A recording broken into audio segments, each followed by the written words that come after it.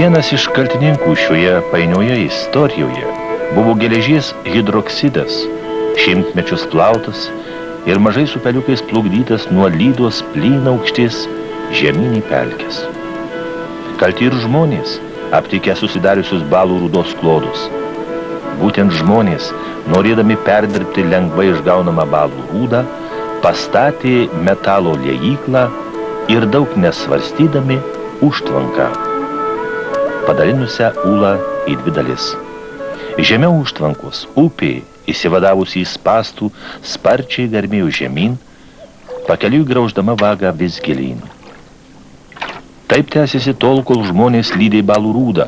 Vėliau liejykla neteko savo pirmykštės reikšmės ir 1841 metais po didelės liūties neprižiūrime sutrešusi užtvanką sugriovų.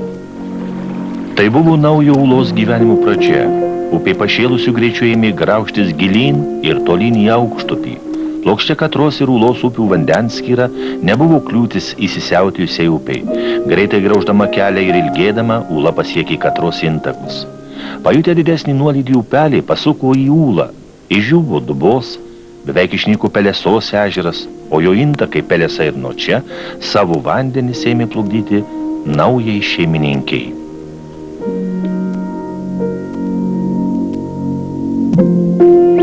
Vos prieš šimtmetį buvęs žuvingas gražuolis Pelesos ežeras virto klampynę, nendrių, viksvų, asiūklių ir trilapių puplaiškių karalyje. Ežeras tapo pelkė, vertingai ir įdomia gal tik mokslininkams. Čia apsigyveno reti paukščiai, švygždos, mažai kur sutinkamos griežlės. Pačiu buvusio ežero viduriu tyliai savo vandenis upei grobikiai plukdo mažytį Pelesa. Pagaliau žmonės nusprendė, kad jie čia yra tikrieji šeimininkai, numelioravo pelkynus, paversdami Ūlos aukštupį ir upelius negyvais melioracijos kanalais. Taip atsirado kultūrinės pievos, o laukinę gamtą teprimena virš galvijų skraidančios nendrinės lingės. Liūdna dalia teko Katros upei. Karingoji Ūla iš jos atėmė 6 intakus ir didelę dalį pačios Katros, nusausino 3 ežerus, dalį Čepkelių raisto. Net ir dabar sunku nustatyti Katros aukštupį. Tik aplenkusi nemažą Čepkelių raisto dalį, pasukusi už Katros kaimų, nuskriausta, susimaščiusi, nuvinguriuoja Nemuno link. Atvykome prie Ūlos, kai visa gamta kvepėjo artėjančią vasarą. Pakrančių pievos, tarsi norėdamos tarp begalės žiedų paslėpti upės grobikės praeitį, viliojo savo spalvomis. O miškuose kerojo gražuolis geltonpintės ir per ilgai pavasarį užsižiopsoja bobausiai.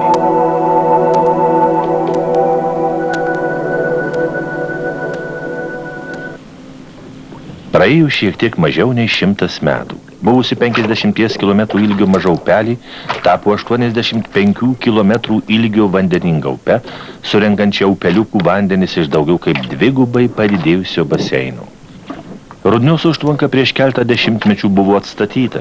Keista, bet Ūla visais metų laikais išlieka vandeninga. O vandens lygio svyravimas sąlygoje siauras, panašus į tarpeklį slėnis ir tik keletas nevandeningų, bet labai įspūdingų intakų. Netoli Kriaukšlio kaimelio į Ūlą braunasi slėpiningas, tik kelių kilometrų ilgio kairysis Ūlos intakas, žmonių pekla pramintas.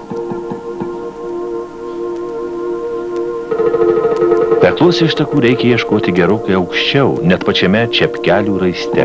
Čia per smiltingą gruntą perfiltruotas, praskaidrėjęs pelkių vanduo susirenka į trumputį lynupį, kuris prie Lynežerio kaimelio nugurguliuoja į seklų, dumblėtą, bet žuvingą Lynežerį. Teks gerokai pabraidyti ežero pakrantėmis, kol sąžalynuose surasite iš ežero ištekantį vandeninėmis mėtomis pasidabinusį upeliuką. Kaimiečiai aplenkia upelių brūzgynus. Naktimis čia sklinda šiurpūs, nelaimę pranašaujantys pelėdų ūbavimai. Pasakojama, kad tamsūs akivariai pasiglemžė ne vieną čia užklydusią karvutę. Oi ne veltui upeliukas gavo Peklos vardą. Čia tikros džiunglės, apynių lianos, skudučių nendrių sąžalynai ir visą peklą užgriozdinę bebrai.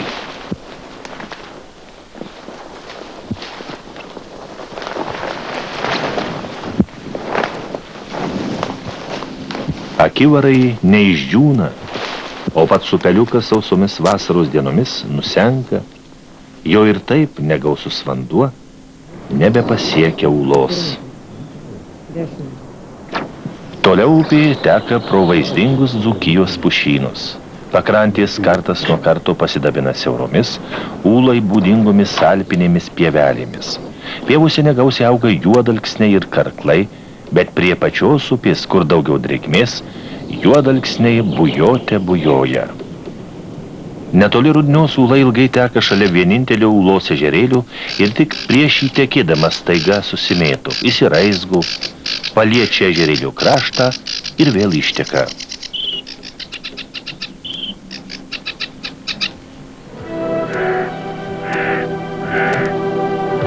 Hidrologai dar ir dabar nesutarė, teka ūla per ežerą ar aplenkia jį. Seklus ūlos ežerėlis vis labiau užžėlė, ką žino, gal laikui bėgant ūla pasiglemš ir jo vandenis.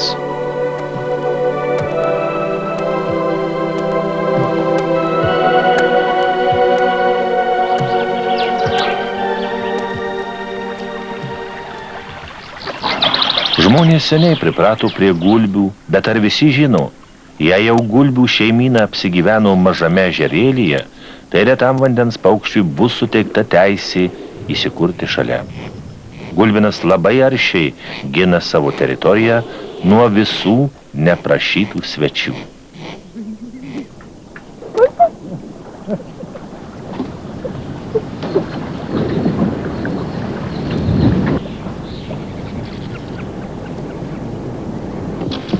Suprantamas gulbino nerimas. Kad išmaitintų gausią šeimyną reikės daug maistų, kurio tokiame mažame ežerėlyje vargu ar užteks. Gulbės nekreipia dėmesio į smulkius nendrynų, viksvynų paukščius, čia ir jų namai.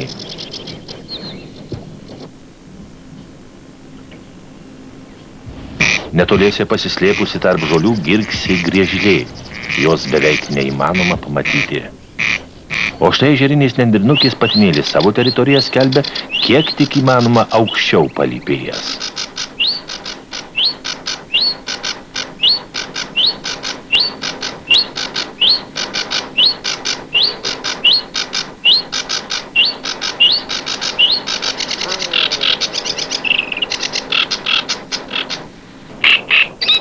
To pakęsti negali didžioji krakšliai.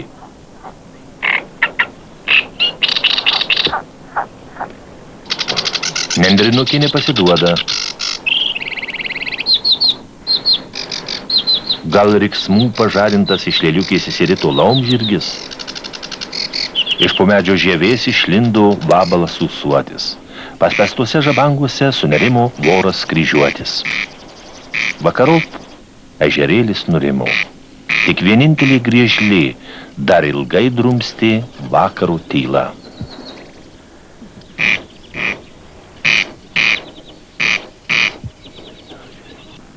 Peršokusi Rudnios užtvanką, ūla savo kelyje nebeturi kliūčių.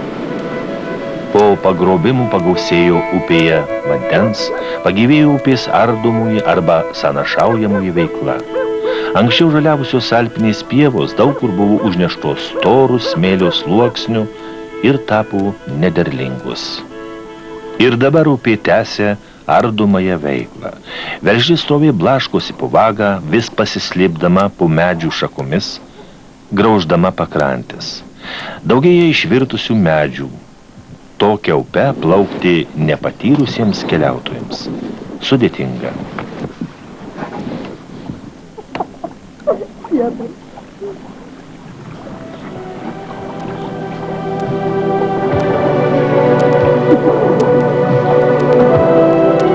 Ten, kur aukšti krantai ir staigūs posūkiai, viena po kitos atsiveria smėlingos atodangos.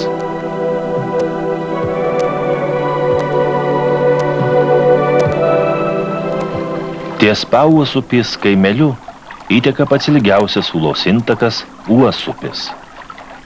Upeliukų ilgis vos 20 km. Trykštančiomis versmėmis prasidėjęs Videnių apylinkėse ir pratekėjęs vos 5 km, Uosupis patenka į melioratorių nemalonę. Išlygintas, 2 kartus sustabdytas vandens saugyklose, vėl ištrūkęs iš jų žabangų, pagaliau laisvas ir veržlus, jis pasineria į Dainavos girios glūdumą. Uosupio vanduo yra be galo skaidrus ir šaltas. Giliai prarėžęs pušynais apaugusias tankia augmenyje pasidengusias smėlio kopas, iš viršaus Uosupis beveik nepastebimas. Upeliukas garma labai siaurų tarpekliu, kurio šlaitai stebina savo aukščiu ir įvairovę. Nenuostabu, juk Uosupiui visą laiką teko vytis gilin smengančią Ūlą.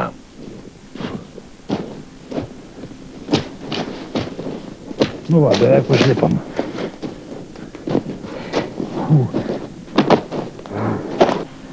Keletą žingsnių nuo upelių atodangos ir aplinkui Dainavos girios Šilsamanių pušynas.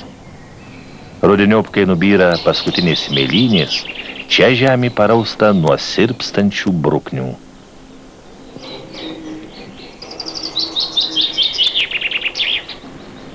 Tankus, augaloti juodalksniai nepraleidžia saulės spindulių. Storakamienių Uosupio juodalksnių laukia liūdnas likimas. Visur šeimininkaujantys bebrai patvenkė upelį ir vanduo apsėmė medžių kamienus.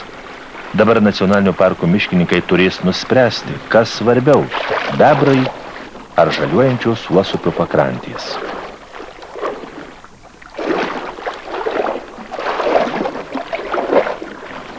Kadaise Uosupis garsėjo lašišinėmis žuvimis. Upeliukas buvo margųjų upėtakių karalystė. Besaikis brakonieriavimas pažeidė gamtos pusiausvyrą ir dabar upėtakiai upelyje retenybė.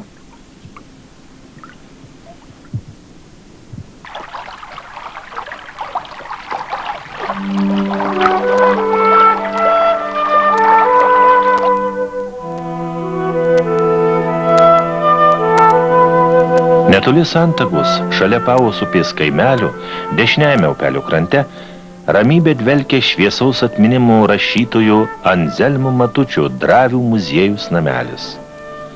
Nuostabi rašytojo vaizduotė padėjo sukurti tai, kuo dabar stebisi visi čia apsilankę keliautojai.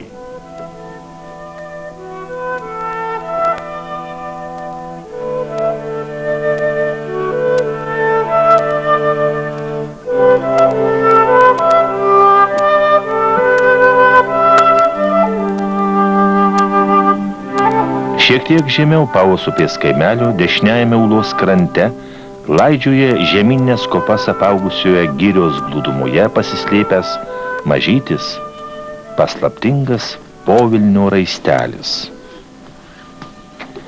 Klaidžiojant po girę ir netikėtai priėjus prie stačio šlaito atrodo, kad imsi ir stačia galva nugarmėsi žemyn. Jei pasiseka į šakas neapsidraskius nusileisti žemyn, pasijunti patekęs į nepraeinamą Sibiro taigą. Kur tik dairaisi, iš visų skardžio pusių sunkiasi šaltinėliai. Čia formuojasi dar vienas Ūlos intakas. Povilnio upelio pradžia, Dzūkijos nacionalinio parkų rezervatas. Čia medžiai auga, bręsta ir miršta. Pūvantys kamienai gera trąša kitiems medžiams.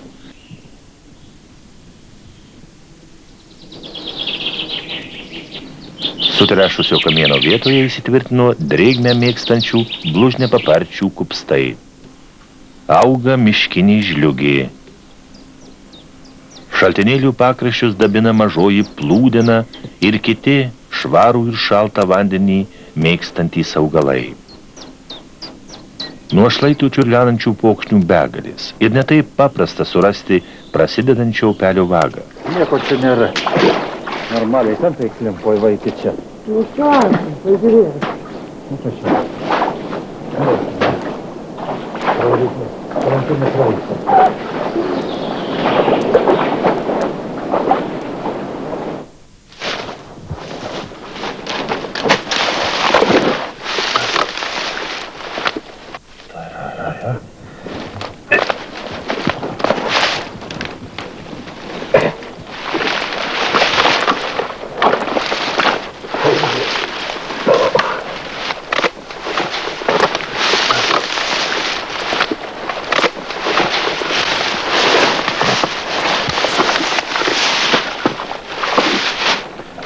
Čia darosi pavojinga vaikščioti.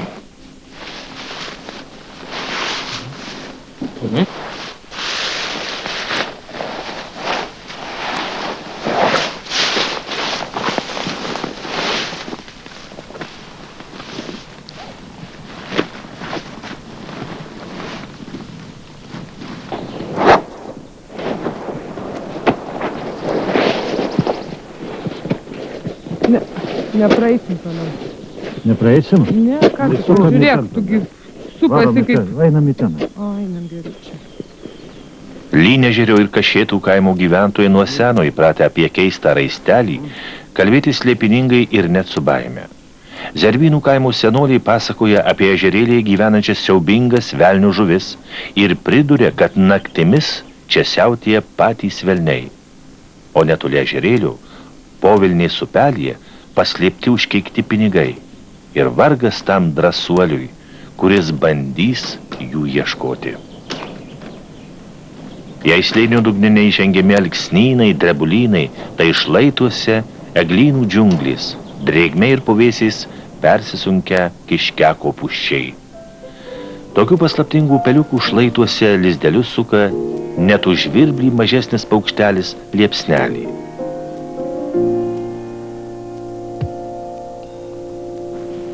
Jauniklius veda žalčiai, prie olos miško proskynoje šildos ir laukia maisto lapiukai.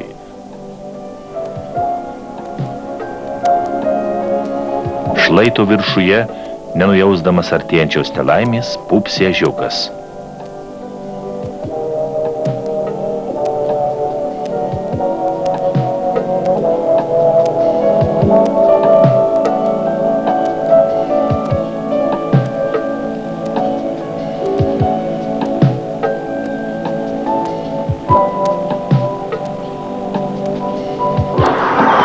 Netikėtai čia gali sutikti nežinia ko užklydusį dančiasnapį. Kiek žemiau raistelio Povilnio upelis lyg ir suformuoja vieną vagą, kurią iš abiejų pusių spaudžia statūs ir aukšti šlaitai. Čia upelio vargai dar tik prasideda. Netoliese piktadarystės krečia bebrai. Rezervate jų niekas nemedžioja. Nebaudžiami žvėreliai darbuojasi iš peties. Aplinkui greit retėja lapuočiai, net ir eglaitės, o upelyje viena po kitos auga 3 užtvankos. Kiekviena užtvanka bebrams savaip reikšminga.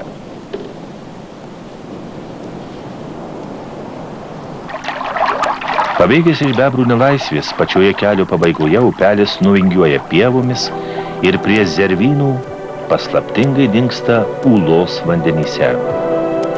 Už Zervynų tarp garbanotų pušų blizga Mekšrinis ir Išrūginis. Gal Išrūginio vardas iš dzūkiškų kurcinio ašarų kilęs. Aplink ežerėlį dirbamos žemės ploteliai, o šiaurinėme jo gale išteka mažytis, tuo pačiu vardu pavadintas upeliukas. Tai dešinysis Ūlos intakas. Išrūginio upelio ilgis net nesiekia 3 kilometrų. Taigi mįslė, kokiu būdu Ūla maitinama keletų mažyčių intakėlių, net sausiausia vasara išlieka vandeninga. Šiaip ar taip, bet vandeninga upė tapo tikru siaubu savo šlaitams ir viršuje augusiam miškui. Vis labiau įsibėgėjantis srovė be perstojų ardo šlaitus. Tai vienur, tai kitur, paplauti atsiveria nauji skardžiai, atodangos. Nuo jų žemyn griūva miškas.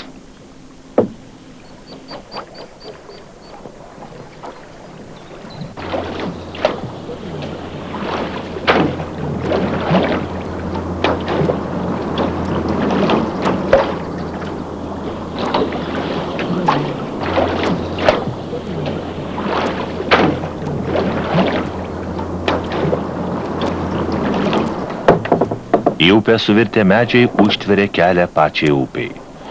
Nuo begalės šiekštynų, skersai sugriuvusių kamienų, Ūla darosi neatpažįstama ir labiau primena laukinės taigos nei Lietuvos upę. Nuo Pauvos upės kaimelio iki pat santakos Ūla teka Dzūkijos nacionalinių parkų dalimi. Plaukioti upę leidžiama tik turint leidimus, kuriuos su simbolinė kaina galima nusipirkti Marcinkonyse parkų administracijoje. Geriausias laikas susipažinti su Ūla – pavasaris, kai upėje daugiau vandens, bet ir tada patariame apsiginkluoti kantrybę ir neužmiršti klijų.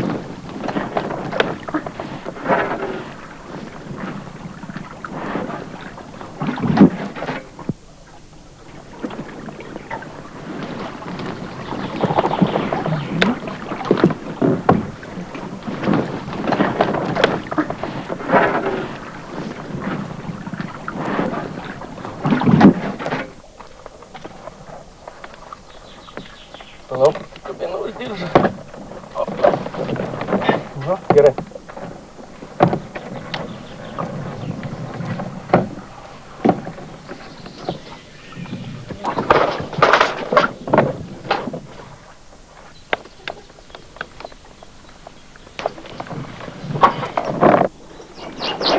Už Mančiagirės kaimelio aukščiausias skardis.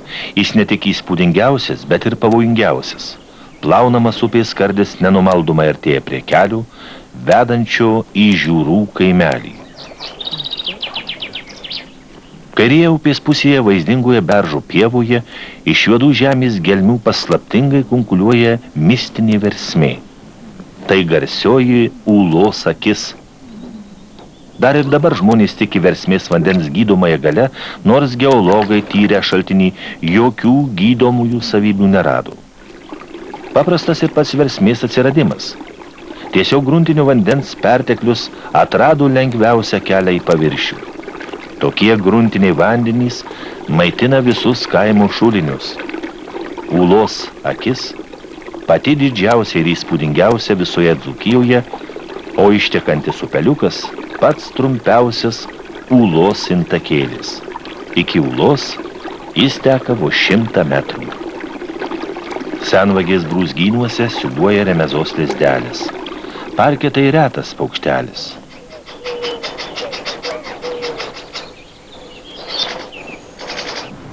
Prie upės čia vienur, čia kitur bėgioja upiniai kirlikai.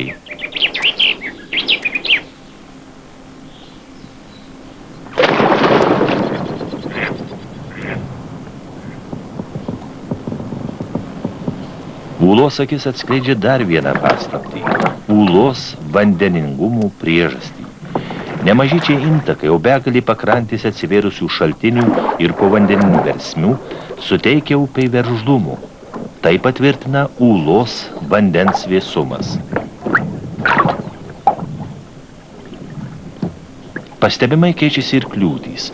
Jei anksčiau kelią pastodavo spygliuočiai medžiai, tai dabar užgriuvusių lapuočių maišalynį.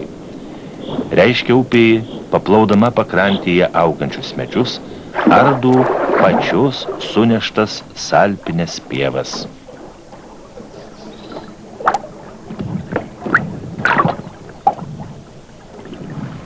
Kasgi būtų atsitikę, jei žmonės Rudniuje nebūtų pastatę užtvankos?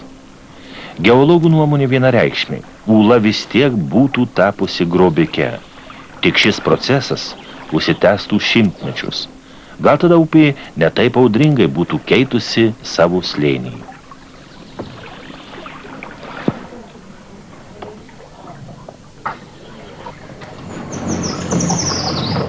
Dabartinis Ūlos siautėjimas tai jaunos, iš naujo gimusios upės normalus, tik pagreitintas reiškinys. Geologinėje praeityje dažnai būdavo pagrobiamos upės. Tai eiliniai upynų vystymosi epizodai. Ūlos istorijoje veiksmas vyko stulbinančiu greičiu, todėl į ją ir atkreipė dėmesį žmonės. Praeis daug metų, kol upė vėl nuseks ir apsiramins, o smėlio atodangos pasidengs nauja augmenija. Aplinkui plytė nederlingos salpinės pievos. Smėlis greitai sugeria drėgmę, augmenija, kaip dykumoje, skuba gyventi. Visą pavasarį žydi vėtrynai, glažutės, ištisi plotai pagelsta nuo vešlių raktažolių.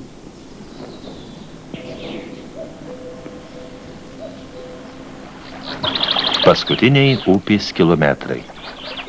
Tankiai susipynusios medžių šaknys stabdo upės šėlsmą, neleidžia ardyti pakrantės. Ūla tiesiog dingsta lapų tuneliuose ir tik pievose išnyra upės kilpus.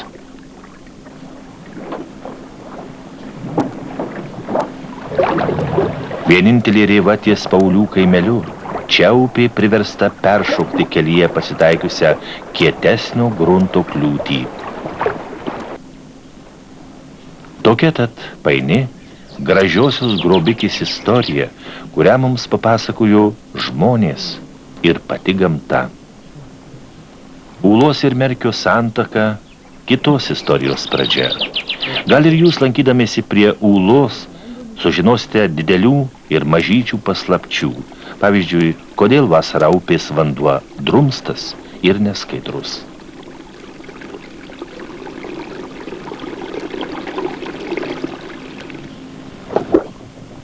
Pamenate gulbiukus? Tai tie patys mažyliai, kuriuos taip drąsiai gynė Gulbinas. Deja, bet vieno gulbiukų nebėra. Ežerėlių pakrantėse vilioja nuodingi karklavijai. Čia auga šiaurės uogos tekšės. Aukštus upės krantus nurausvino bruknys. Raistelius padabino lietuviškos citrinos spanguolės.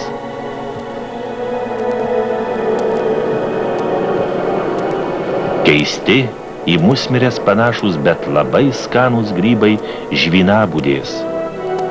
Greta storakočiai baravykai. Tai vis naujos paslaptys, kurias jūs patirsite, jei aplankysite Ūlą.